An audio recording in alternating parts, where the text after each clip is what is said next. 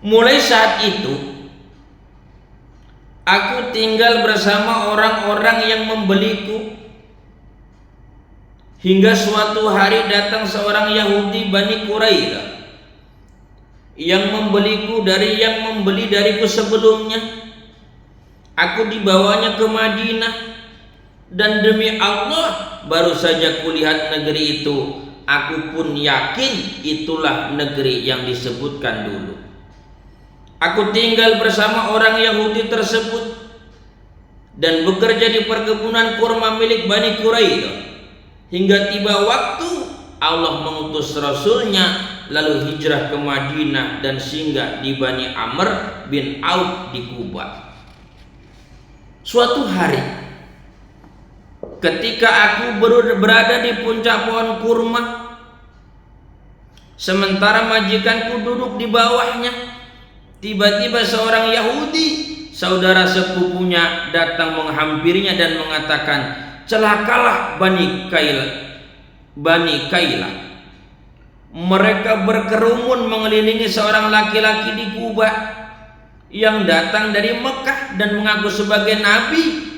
Demi Allah, tubuhku bergetar hebat seketika mendengar ucapan orang itu, hingga pohon kurma itu bagaikan berguncang dan hampir saja aku jatuh menimpa majikanku. Aku segera turun dan berkata kepada orang tadi, apa katamu? Ada berita apakah? Majikanku mengangkat tangan lalu meninjuku sekuatnya dan membentak, apa urusanmu dengan ini? Kembalilah bekerja. Aku pun kembali bekerja. Majikanku mengangkat tangan. Setelah hari petang aku mengumpulkan segala yang ada padaku, lalu keluar untuk menemui Rasulullah SAW di Kuba.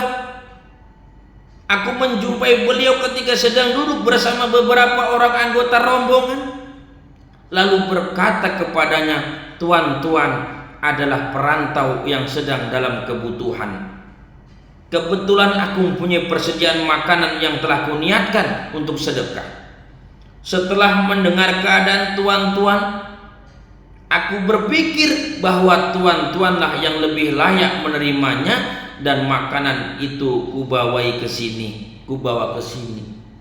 Aku pun meletakkan makanan itu di hadapan beliau. Makanlah dengan menyebut nama Allah, sabda Rasulullah SAW kepada para sahabatnya.